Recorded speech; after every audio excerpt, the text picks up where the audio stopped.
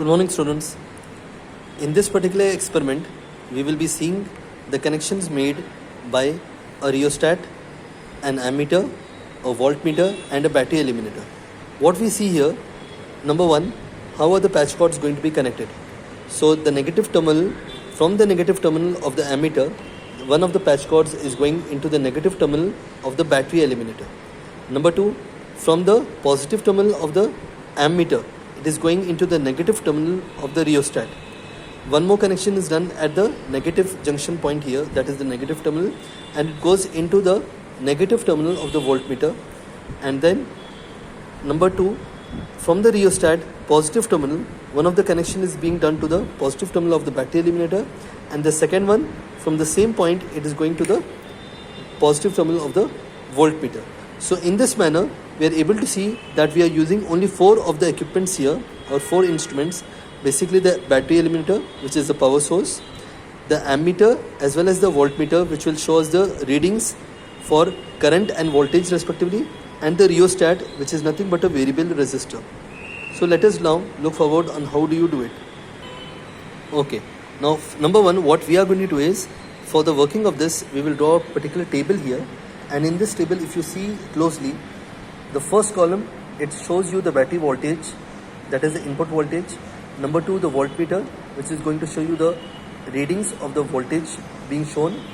Number 2, the ammeter. Number 3, the rheostat readings. So likewise, we will be seeing the 2 readings on this, and we will be able to calculate the resistor readings on the rheostat.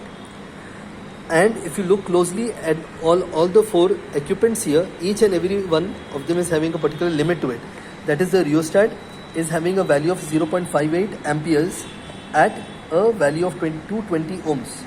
So you can see that respectively here.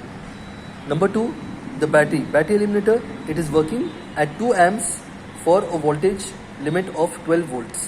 Where you can see it is being printed here right at the common denominator, normal point. 2 amps at a level of 0 to 12 volts, which is the battery eliminator.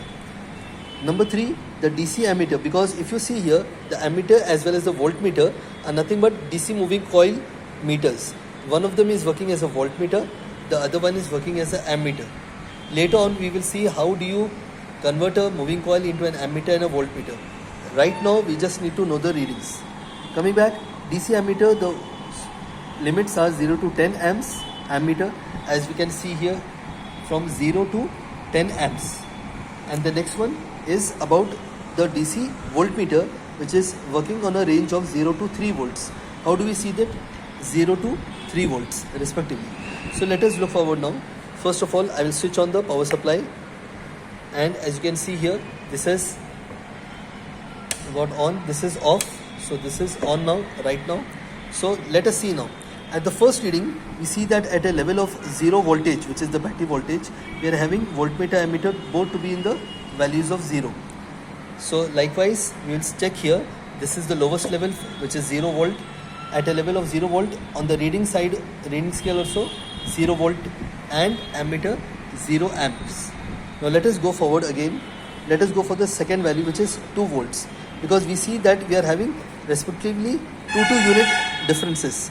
2 volts, 4 volt, 6 volts, and the last one would be 8 volts, which for now I am going to show it to you. So let us see now.